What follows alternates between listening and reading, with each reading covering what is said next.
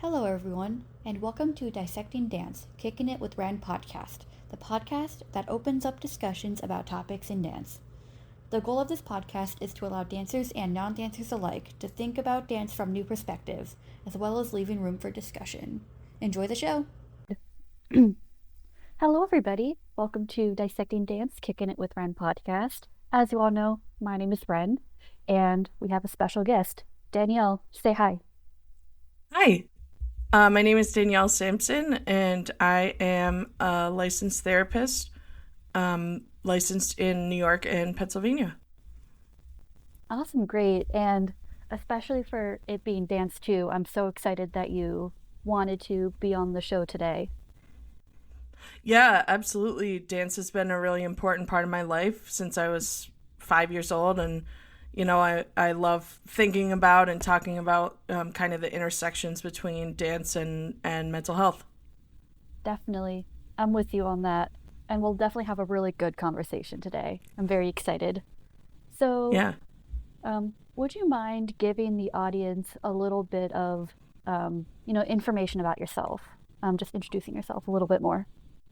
Yeah, so like I said, I'm a licensed therapist, so I'm a licensed clinical social worker. I live in Buffalo, New York. I'm licensed in New York and Pennsylvania, so I can see anyone who lives in those two states. My specialty is in complex trauma with adults, individuals, and couples. So I have a pretty significant focus on the LGBT population. I identify as queer and I love working with other queer people. And yeah, other than work, I love doing, I love dancing, I love hiking, doing crafts. I'm a quilter, so I like sewing and crocheting and things like that, and spending time with my cats. Definitely. Those are some good ones. So what are your favorite styles of dance?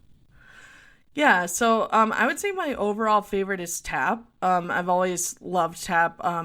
Also a musician, so the rhythmic part of tap really speaks to me. So I would say like that's one of my favorites. I also really love jazz. Yeah. But I've done a lot of different types of dance: ballet, tap, jazz, lyrical, hip hop. Pretty much a big spectrum of styles. Awesome. And I think that having that extensive dance background, it really does allow for, I think being a dancer is so complex because there are so many positives to being a dancer. There's so much positivity that you get out of it. And then there's a lot of negatives that some dancers can get too.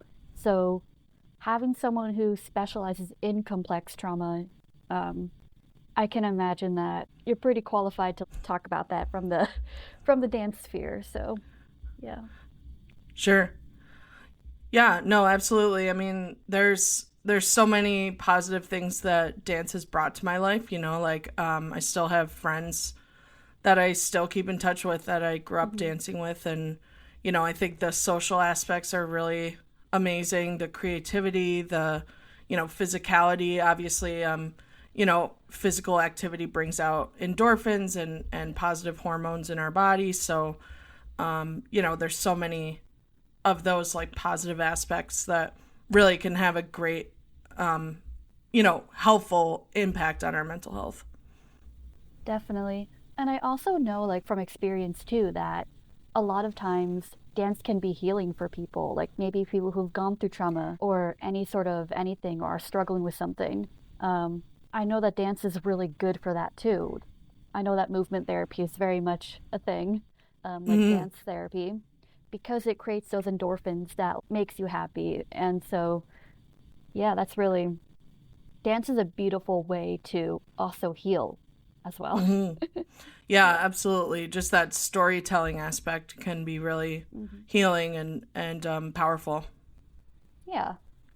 So because you're a professional, I have a lot of questions I'm very curious about, and also hearing it from a professional who's qualified to share. That's really important too, because you have the education and the licensing to back it up as well. So last time we talked, you said that you were and correct me if I'm wrong, you said that you are certified in EMDR and Schema Therapy. I'm assuming that most of my audience doesn't know what either of those mean. So would you mind defining that as if I were five? Sure. Yeah, I'm actually not certified yet in EMDR. I'm working towards it. But yes, I am certified in Schema Therapy. Yeah, so I'll start with EMDR because that's one of the ones that more people have heard of. So EMDR stands for eye movement desensitization and reprocessing.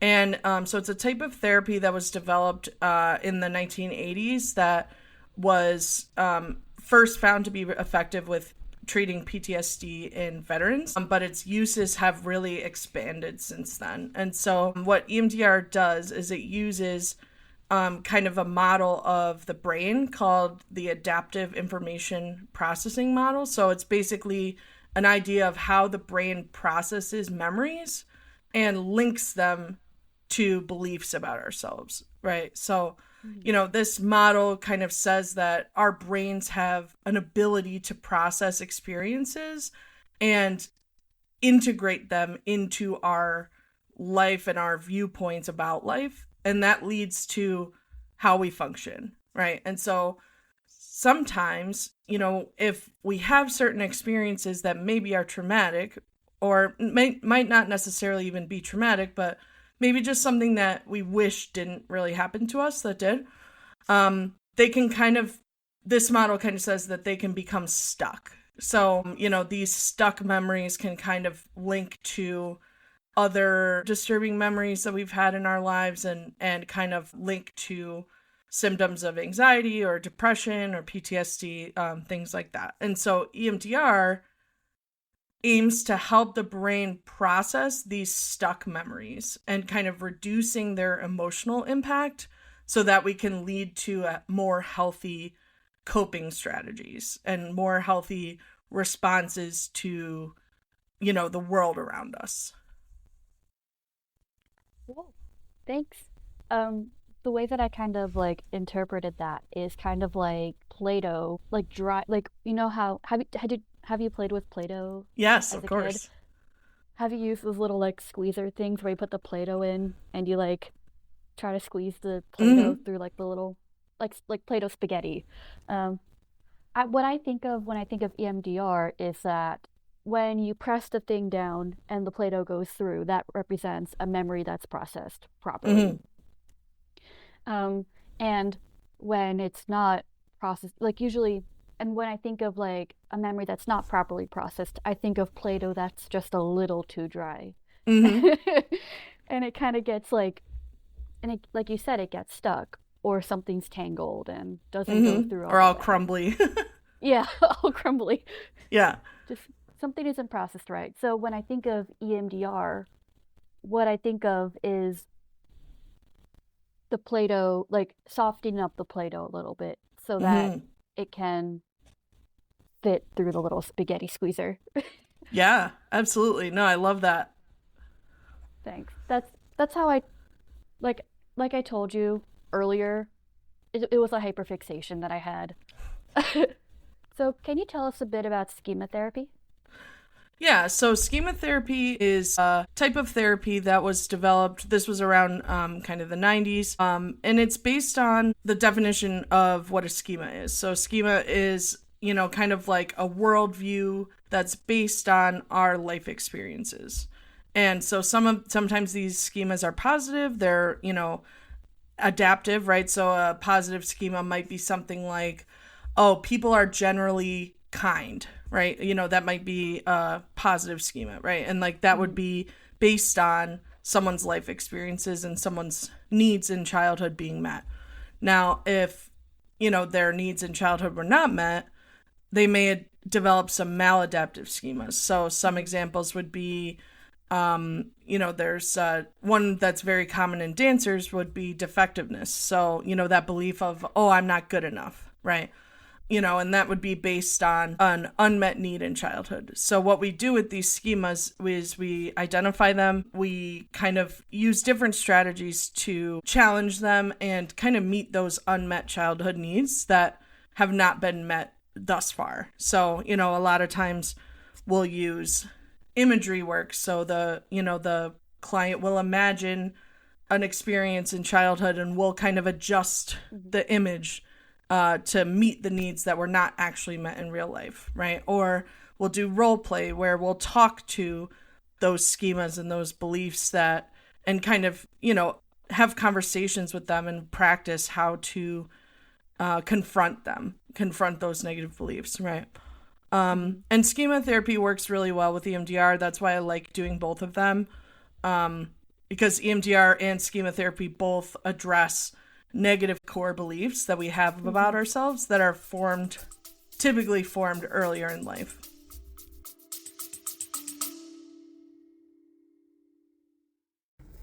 Hey everyone, just wanted to let you know that I have an Instagram account now. My Instagram is Dissecting Dance with no punctuation, no spaces, no caps, none of that, just Dissecting Dance.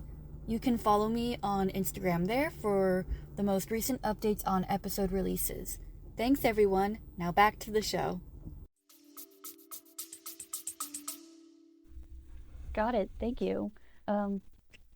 And when you were talking about like EMDR, one of the things you talked about was that EMDR originated in war veterans who obviously have a lot of trauma coming back from war. But we don't talk about enough, especially in the dance community, because you're kind of expected to like stay silent about trauma, is that oftentimes dancers can come out with like their own traumas or negative core beliefs about yourself. So my question to you is, theoretically, and I'm saying theoretically, how could, if a dancer was listening to this and they knew that they wanted to maybe give EMDR or schema a shot, what are your guidelines that kind of state, hey, like maybe this is like a good idea or maybe that it's not? Yeah, so one of the things that a lot of people have misconceptions about is, oh, well, I don't really have like PTSD, so I don't know if EMDR would work for me, right? And, the thing with EMDR is that we can apply it to almost any situation. We can apply it to, oh, I have test anxiety. Oh, we can apply it to, I have performance anxiety, like stage fright, right? Something like that.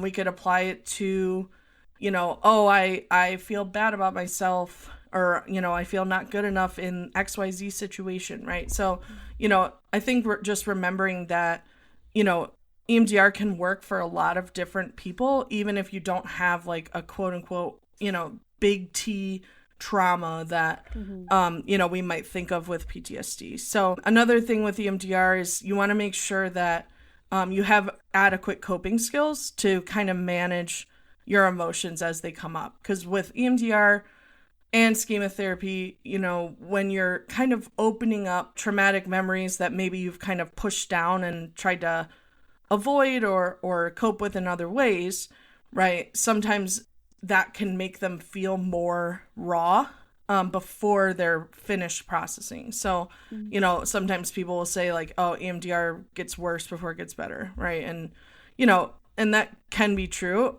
but it's important for the EMDR therapists and the clients to have those coping skills that they can manage those emotions when they come up in between sessions. So, an EMDR, like if you were to start EMDR, one of the processes would be to learn some of those coping skills before you do any active trauma processing. So, whether it's imagining a safe place or imagining a container that we might put, triggering memories into, those are a couple of the coping strategies that we might practice. So, it's important to make sure that you have those kind of skills, or if you don't have them, it's important for the EMDR therapist to help you develop those before starting active processing. Okay, yeah, that definitely makes sense. Because especially when you're reprocessing, you kind of have to bring those memories back. Those old, maybe new memories of being a dancer. Okay. Cool. Thank you for that. Focusing in on kind of like the dancer perspective. Like as you and I both know, there's a lot of, and obviously we both love dance. We're both very passionate about it. Like we both love dance. But as we said, dance does come with some issues that you can develop over the years. Mm-hmm. So my question to you would be, and obviously like I okay, dancers were perfectionistic in nature. That wasn't a word, but I just made it one. I think you said this earlier that, we're very type A. And oftentimes teachers can also really influence that perspective, whether they push core beliefs onto you. For example, like teachers like saying that you're not good enough or anything like that.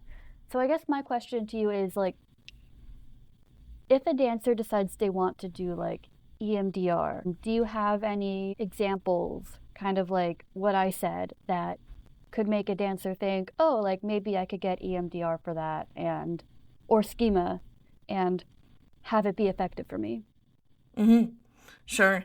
Yeah. So, there's obviously a few different tropes or stereotypes that, come along with people who have danced in the past or continue to dance, right? And, one of those is definitely conversations around body image and body size and things like that. And so, a lot of times if dance teachers or, if you are a professional dancer, right, like the company if they're kind of perpetuating some of these negative beliefs about people's bodies and things like that, that can obviously develop some disordered eating habits or other things like that.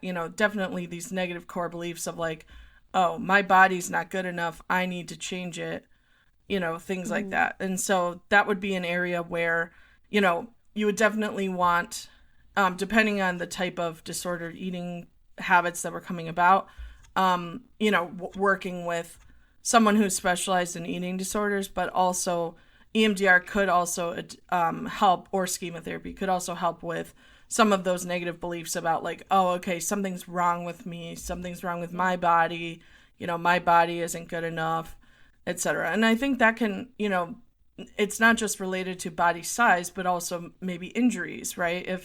If someone experiences a really drastic injury that is, very upsetting and maybe happens in a traumatic way, there can be this kind of belief of like, oh, I can't trust myself or I can't trust my body, right? And so that would be another negative core belief that could be addressed with EMDR and or schema therapy. Another one, like I said, performance anxiety, stage fright, things like that. EMDR is great for like phobias and other types of fears like that. So kind of the D in EMDR stands for desensitization, right? So we're desensitizing that fear of, oh my gosh, I'm going out on stage in front of 300 people, I feel so anxious in my body that I can't go out there, right? So kind of desensitizing some of those fears could be a really great fit for dancers as well. Cool. Yeah, definitely. And I think something to also like, along with like, body things is also like, I know a lot of people in my life who have chronic illness who are dancers. And I think that's another one where, potentially they may struggle with why can't my body do this because of a chronic injury or a chronic health issue that is completely out of their control. Absolutely. That's another thing I think a lot about too. I know that there are quite a few dancers who have Ehlers-Danlos syndrome, or like hypermobility issues. And obviously, like, we're not professional enough to get into Ehlers-Danlos. That is a mess of a disease or a chronic illness. But yeah, like, so essentially what you're saying is like you talk about like the core beliefs. So I guess like EMDR and also schema is sort of meant to kind of fix the perception on yourself, whether that would be, the nature of where you were raised in or wherever you danced in. Mm-hmm. Or that I'm not good enough trope that I think pretty much every dancer has. If you're a dancer and you have that much confidence, good for you. Good for you. I want that kind of confidence in my life. Sure.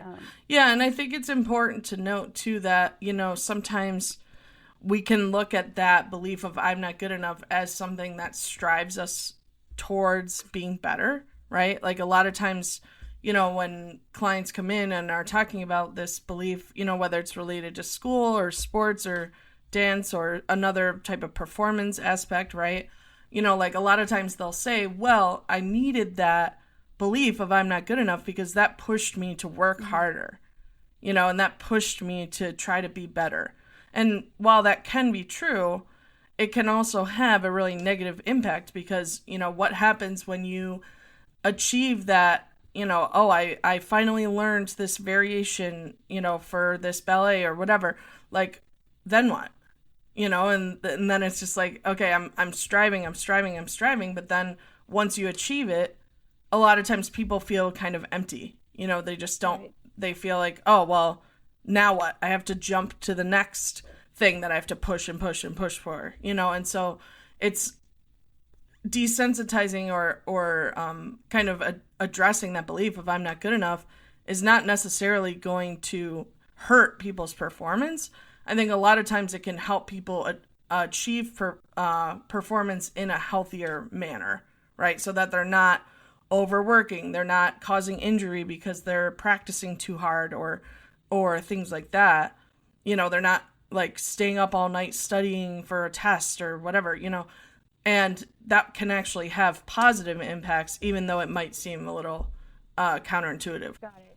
Okay, I need to clarify. So you said that, so although it seems counterintuitive, staying up all night to study for tests is, wait, I missed the last part of what you said.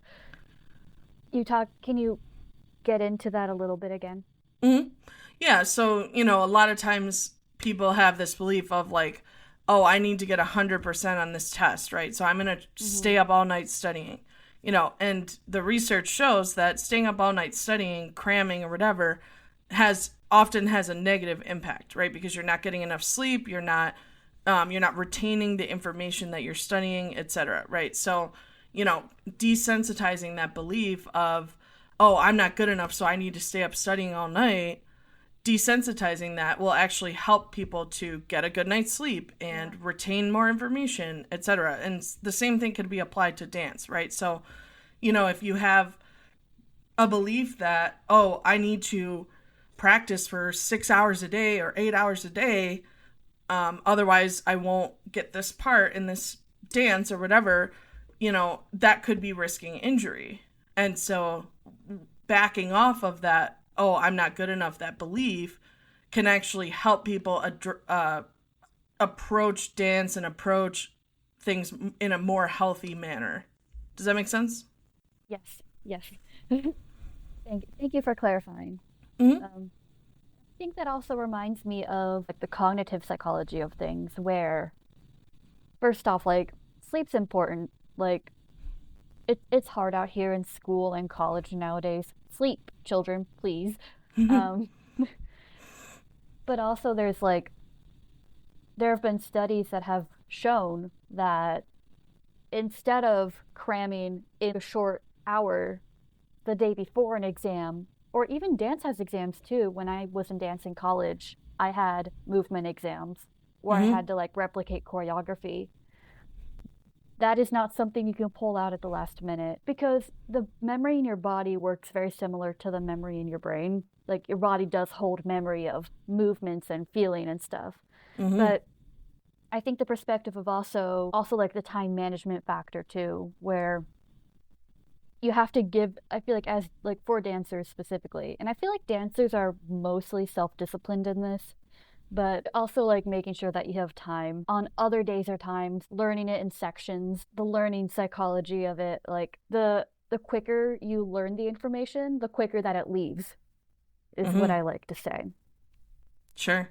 So, yeah, and it's important to remember too that, if you are a trauma survivor, right, and you're in more of a fight or flight or freeze type of mode, your learning is often impaired in that moment, right? Because, your body is preparing for, okay, I need to fight, or, oh, I need to flee, or I'm completely frozen from whatever trigger that is, right? So, Remembering too that, that's where some of those coping skills that I mentioned earlier could be employed, to kind of get out of that fight, flight, or freeze response, right? And kind of manage that trauma. Because like you said, our bodies remember, and, trauma definitely lives in the body. And that's why EMDR can be so effective and schema therapy can be so effective, right? Because it's not just talking about what happened to me, right? It's having your body go through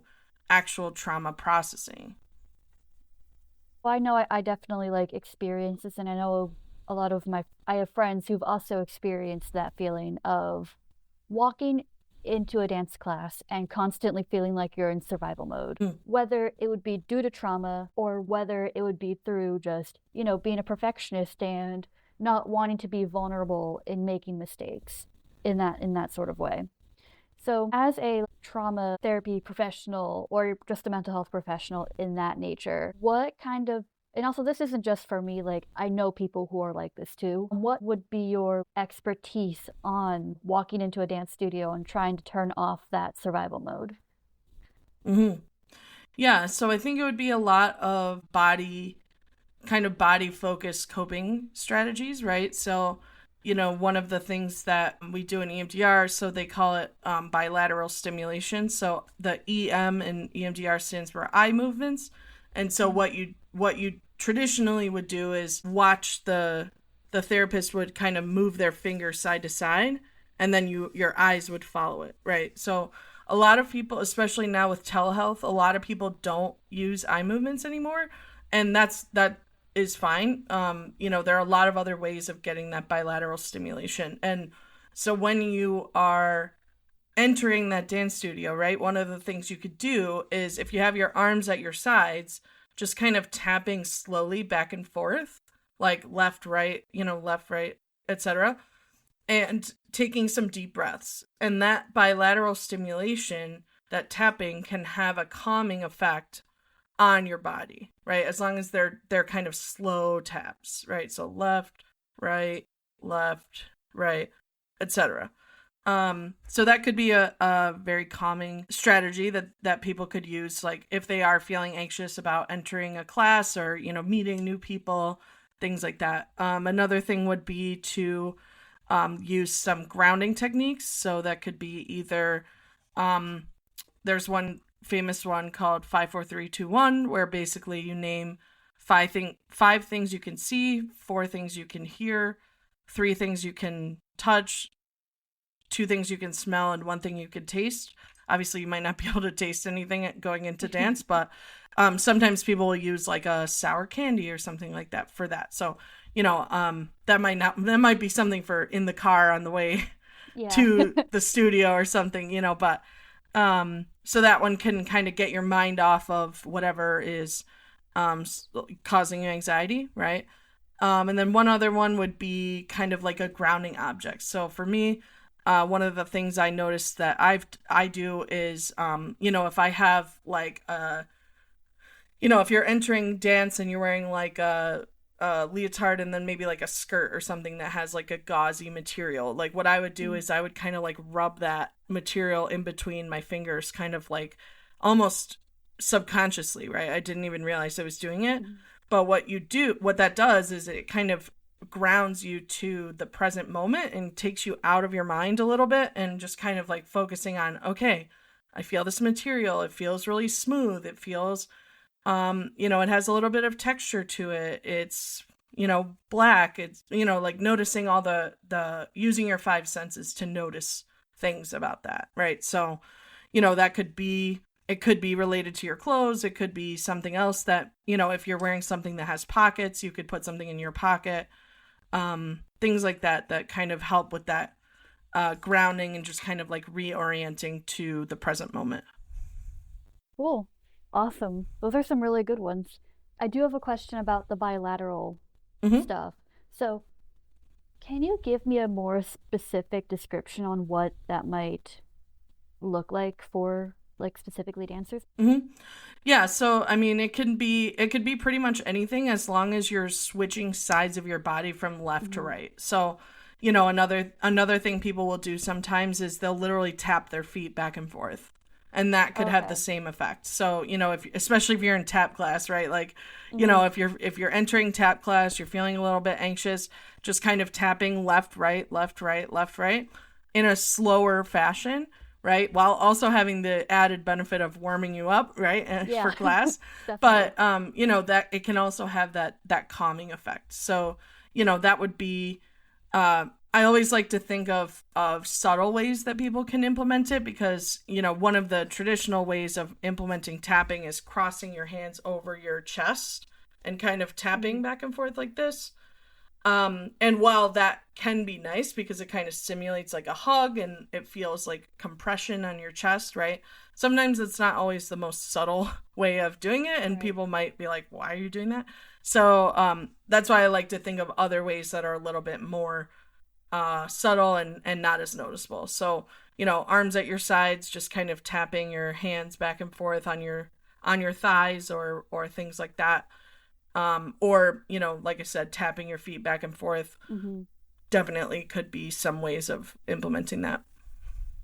Cool. I didn't even think about that. The brain is really such a fascinating part. Like, it's so interesting. Wow. So yeah, thank you for that. Hopefully my friends are listening and will try it out, and hopefully that works for them. Yeah, absolutely. I'd love to hear back. Yeah. And maybe I'll try it too if I'm feeling it. I'll definitely let you know how that works out. Yeah. Let's see. So going back to kind of describing EMDR specifically, because I know that EMDR is a very specific kind of therapy, as you said, with like the bilateral movements. So would you mind walking me through what an EMDR session looks like? Sure. So if there's 8 stages of EMDR, so, you know, a lot of what people think of with EMDR is the active processing phase, which is phase 4. So, you know, assuming that you've done all the history taking, you've done all the coping skill development, they call it resourcing, things like that I described earlier, those are kind of the earlier phases. Then getting into phase 4. So what we would do is the therapist follows a script. So it does feel a little bit different than like talk therapy or something like that because the therapist is following like a written script, right? It's called a protocol. So basically the client would describe an image, right? So it might be, oh, okay, I had this moment when I was younger where my dance teacher poked me in the stomach and said that I needed to suck my stomach in more, right? So maybe thinking about, okay, what does that image look like? So for me, I think of, okay, my dance studio had wooden walls around. It had like wood paneling on the walls. And I think of her outfit. She was always wearing all black all the time. And I remember what bar I was at and etc. Right? Like, you know, I remember the mirror in front of me. So you're kind of painting that picture, right? And then we're identifying what negative belief goes along with that image, right? So it might be, I'm not good enough, right? Or I'm powerless or something like that, right? So let's just go with I'm not good enough. So then we would identify what belief we want to achieve instead, right? So when I think about that image, I want to believe that I am good enough, right?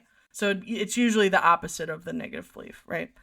And then we would identify, you know, how distressing is this image to you now when you think of it? So, you know, a lot of times when I start out with people, I start with very low distress images. So if we're rating it on a scale from 0 to 10, where 0 is no disturbance or neutral, and 10 is the highest disturbance you can imagine, I like to start with something maybe like 2 or 3, just to kind of get people used to the process of EMDR, right? So, you know, they might say, okay, that image feels like a 3 out of 10. Okay, where do you feel that in your body?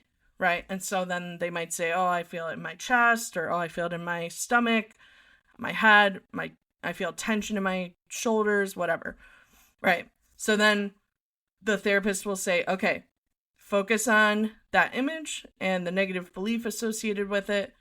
Notice what's happening in your body and do a set. So, you know, that set would be either the eye movements or the tapping, or there's other methods like, there's this machine that has like headphones that does sounds in each ear. So like left and right headphones. So, something like that. So they would do a set. And usually your mind just kind of wanders, right? And so, okay, so I started with this dance memory from when I was like 10, right? So, okay, now it's kind of shifting towards, maybe a time when I got bullied or something like that, right? So then after they do a set, the therapist says, okay, take a deep breath. What are you noticing? Right? And they might say, okay, like now my mind kind of went to this experience where I got bullied, blah, blah, blah. The therapist says, okay, go with that. Right? And then they'll do another set and just continue to let your mind wander, because the idea behind EMDR is that the brain knows what it needs to do to heal. The brain knows, right? So like the therapist is not doing a lot of active work. It is active because like obviously you're monitoring the client and how they're doing and if they're getting distressed or not, right? But like the client's brain is doing the work for you, right? So all we're doing is we're just monitoring, okay, how are they handling it? Are they getting upset? Are they, breathing correct? Like, making sure they're breathing and not holding their breath, etc. Right? So, and we would just kind of go through that until the memory becomes a 0 out of 10 on the distress scale. So, if they say, oh yeah, no, like the memory isn't moving anymore, it's kind of just staying the same, I'd say, okay, like how disturbing does it feel now on a scale from 0 to 10? And they might say 0.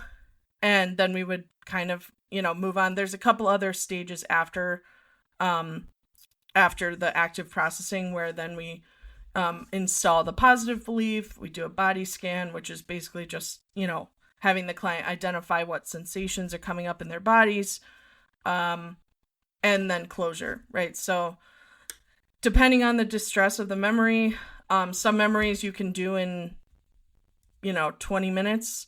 Some memories take days, weeks, to process through. And that's okay. There's nothing wrong with either of those. It just depends on how distressing the memory is and how linked it is to other memories throughout their lives. Does that make sense? It does. Yeah, thank you for clarifying. Especially for people who want to get into, like, who are looking to do, like, EMDR.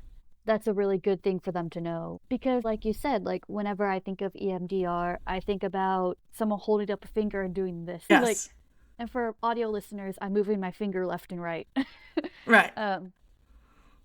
Because you also, like, when I think of EMDR, I also think of, like, memories typically get processed through, like, REM sleep.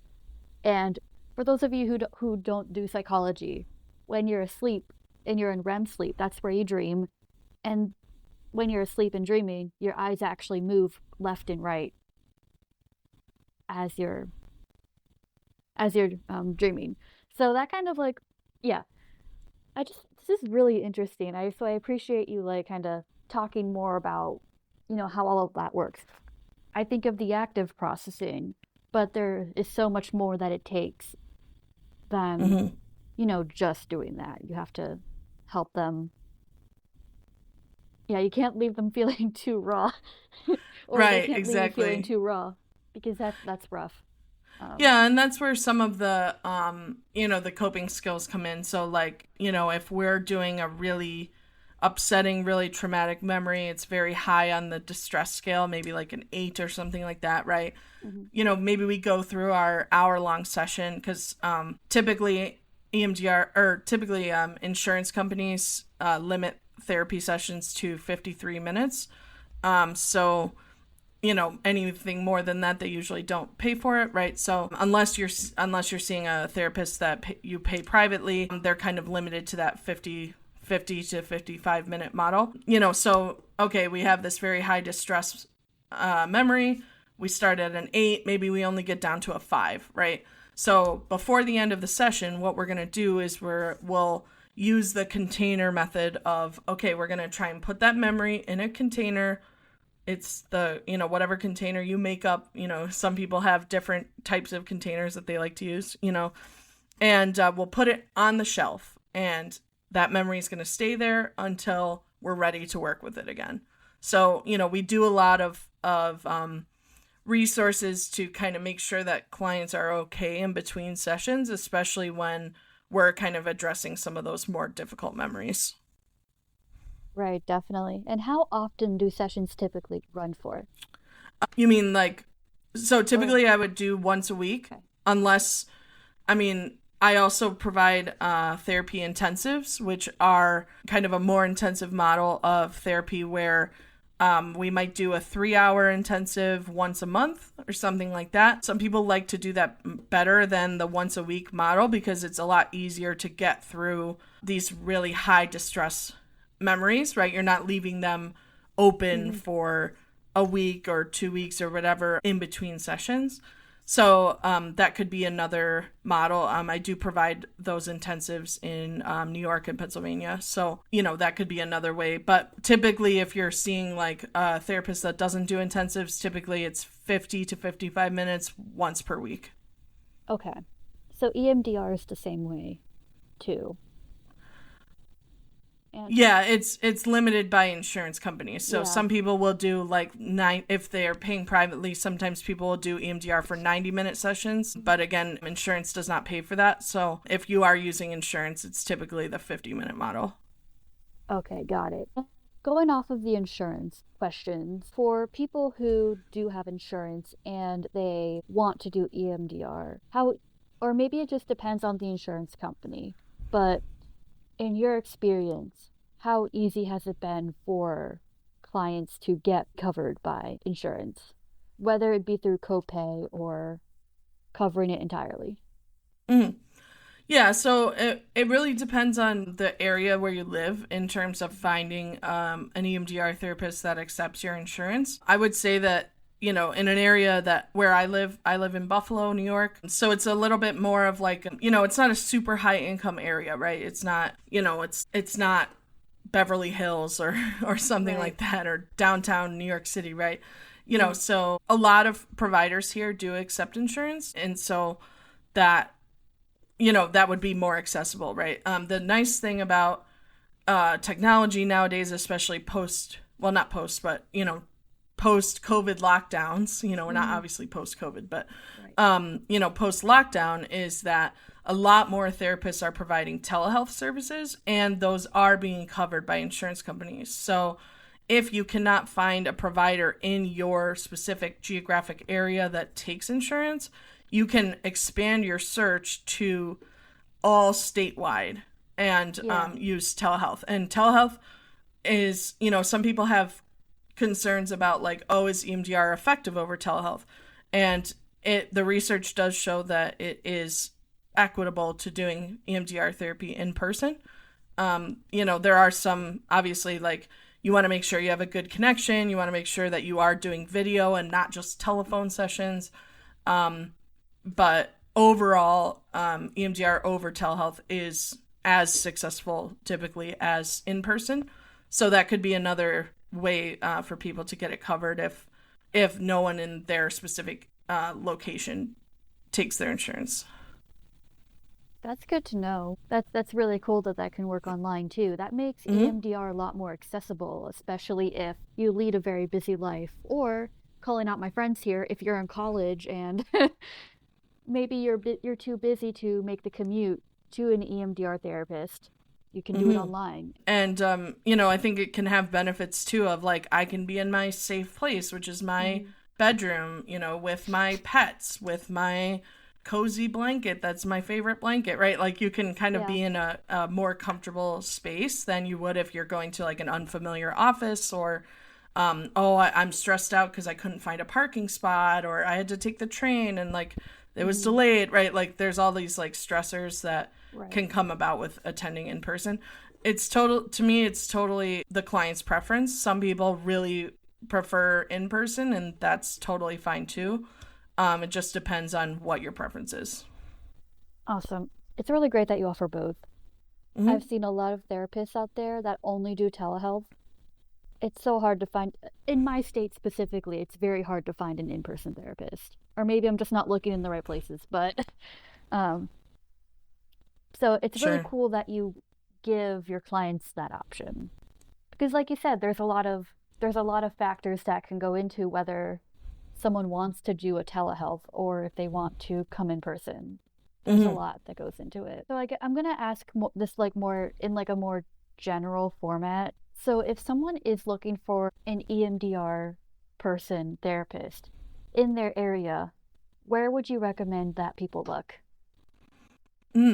Yeah, so there are a couple different options. So Psychology Today is kind of like one of the biggest, if not the biggest, directory for therapists. So what you can do is you can search, Buffalo, New York as an area, and then you can actually filter it for, therapists can kind of put on a drop down like, yes, I provide EMDR therapy. So once you search your location, you can actually filter it for, I want people who take Aetna insurance who provide EMDR therapy, right? So that could be one option.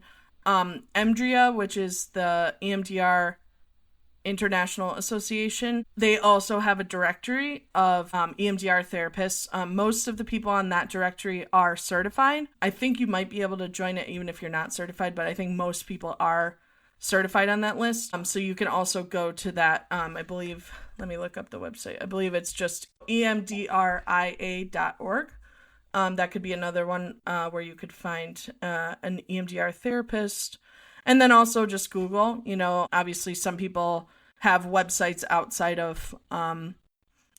of Psychology Today or other directories. So just Googling, EMDR therapist, Michigan, or whatever state you're in, and that's where you could find potentially people that are outside of your specific location, but maybe within your state. Because, therapists are limited to where we are licensed at this moment. They're kind of working on like a national compact to like let people practice in other states, but it's a few years away still. So, so like I said, I'm located in New York. I have an in-person office in New York.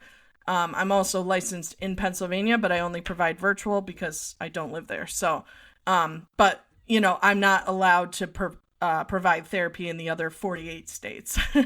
So, so making sure that you're finding someone who is licensed in your specific state to provide therapy. Got it. Thank you.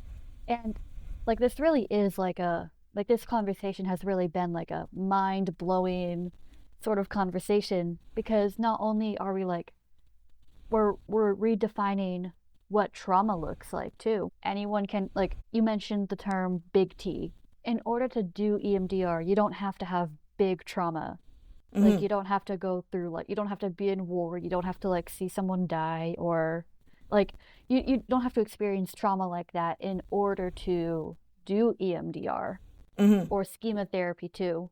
And I can imagine that for dancers where, we kind of experience like relatively the same traumas in that way.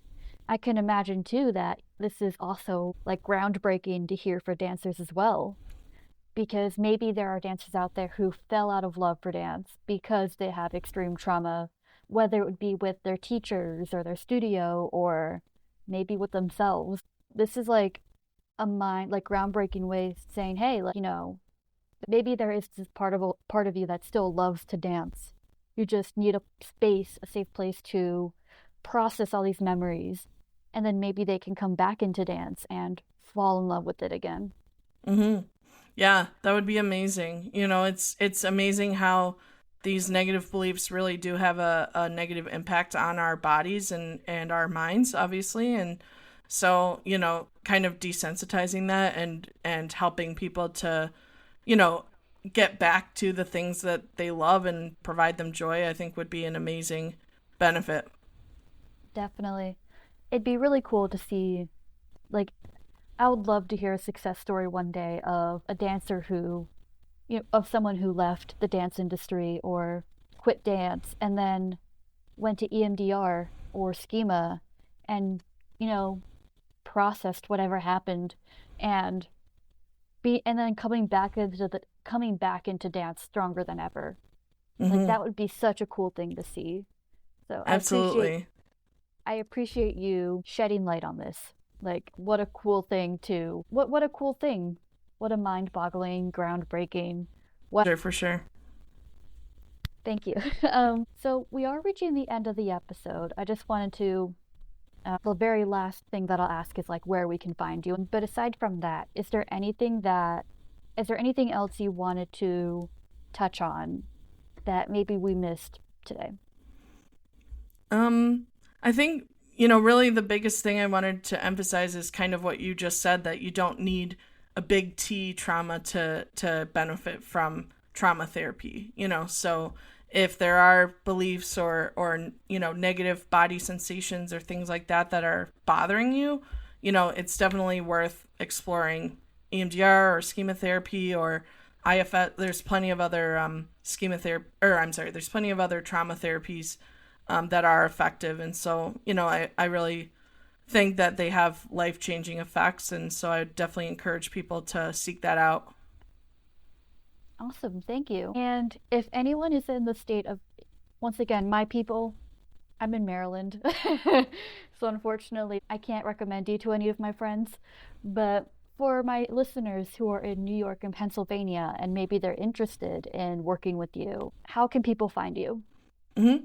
Yeah, so they can go to my website, www.traumatherapybuffalo.com, and they can schedule a free 15-minute consultation.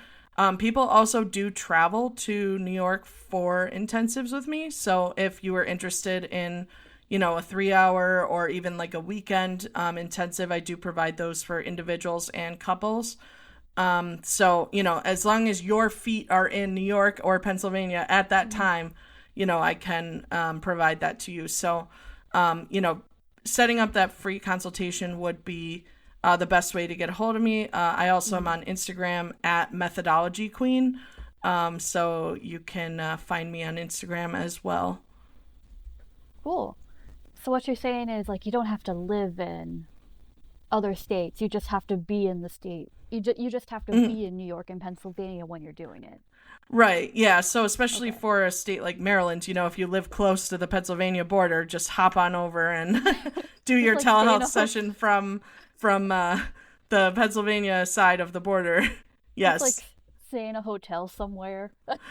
Yeah, I mean, people do it from their cars, especially in like border regions like New York City and New Jersey. A lot of people will do it that way as well. They'll maybe live in New Jersey, but then like go over the border and do their therapy sessions when they're at work in the city or things like that. Philly in Delaware, Philly in New Jersey, same thing. So, it's definitely possible, but obviously we have to adhere to the licensing laws. Right. Definitely, yeah. We this podcast does not promote illegal therapy. Illegal therapy. We do it the right way. Yes. Okay, so if there isn't anything else, thank you for taking the time out to, speak with me today. I hope that any dancer out there who's listening, I hope that you find this fulfilling and hopefully you're able to, get something, like, hopefully you take something away, like whether it would be, hey, maybe I need to look into EMDR and schema or other trauma therapies, or if it's just as simple as the bilateral tapping. Mm-hmm. Yeah. Like, I hope that my viewers, I hope you get something out of it. I hope you've got something out of it. And Danielle, thank you once again for joining me today. Yeah, thank you so much for having me. This was amazing. I'm glad you enjoyed it. We like to have a good time here. Alrighty, audience. I will see you all on the flip side. Bye, everybody. Thank you for watching this episode of Dissecting Dance, Kicking It with Ren podcast. If you can hear the wonderful background music, those are water bottles. This is your sign that you should relax and drink some water. Anyways, a new episode will be uploaded every other Thursday. Thank you for watching.